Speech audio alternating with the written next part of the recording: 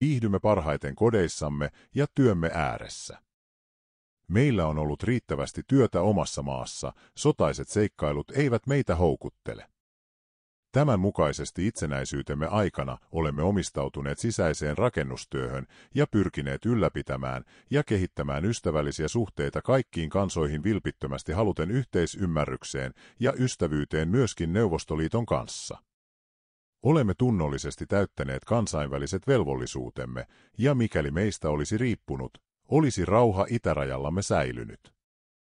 Käsityksemme on, etteivät pienetkään kansat ole olemassa vain kelvatakseen suurempien naapureittensa laajentumiskohteiksi tai välirahaksi suurten keskinäisissä kaupanteoissa. Niillä on oikeus itsenäiseen elämään yhtä hyvin kuin suuremmillakin, varsinkin koska ne ovat usein historiassa edustaneet sivistyksellisiä, moraalisia ja aineellisia voimia. Ne ovat pysyväisesti rikastuttaneet inhimillistä kulttuuria ja kehittäneet kansainvälistä yhdyselämää enemmän ja ansiokkaammin kuin monet suuret kansat. Nykyinen maailmansota on Euroopan keskikokoisille ja pienille valtioille ollut tuhoisampi kuin ensimmäinen maailmansota oli. Silloin onnistui useiden eurooppalaisten valtioiden säilyttää puolueettomuutensa. Nyt se on onnistunut vain harvoille. Ensimmäisen maailmansodan yhteydessä syntyneitä uusista valtioista on Suomi tätä nykyä ainoa, joka on säilynyt. Kaikki muut ovat tuhoutuneet. Mitä tärkeämpi jonkin pienen maan asema strategisesti on ollut, sitä suurempaan vaaraan se tämän sodan aikana on joutunut.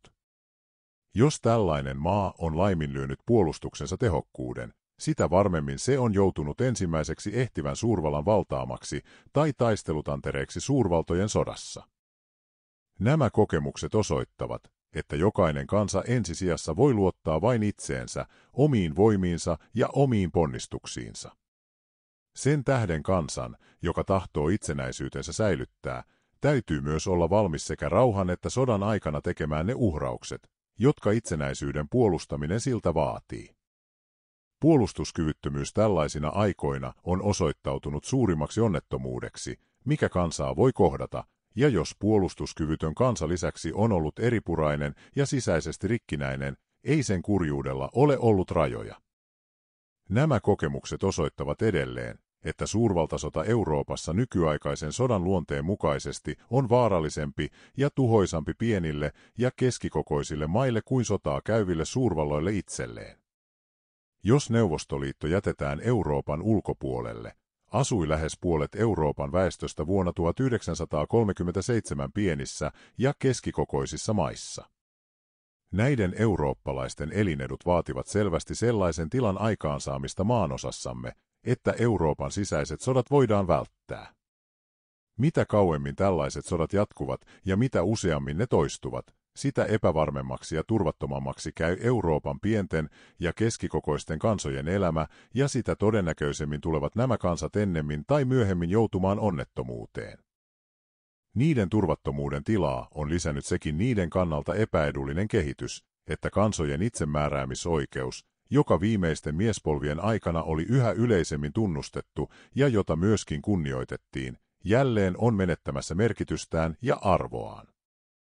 Kaikkien Euroopan kansojen kannalta on lisäksi otettava huomioon, että Euroopan johtoasema maailmassa on molempien maailmansotien johdosta jo suuresti heikentynyt.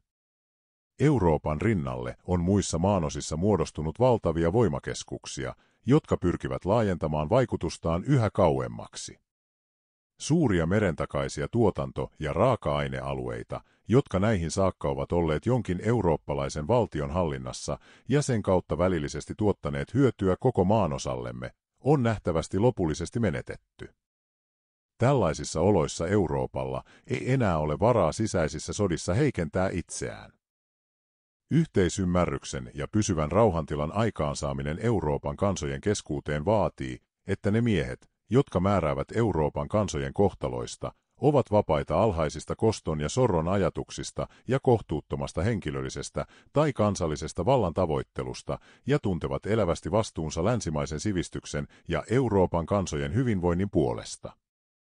Sekä onnistutaan yhteisin ponnistuksin ja kunnioittaen pientenkin kansojen oikeuksia aikaansaamaan se keskinäisen luottamuksen, hyvän tahdon ja yhteisvastuun ilmapiiri, jota tällainen tulos edellyttää.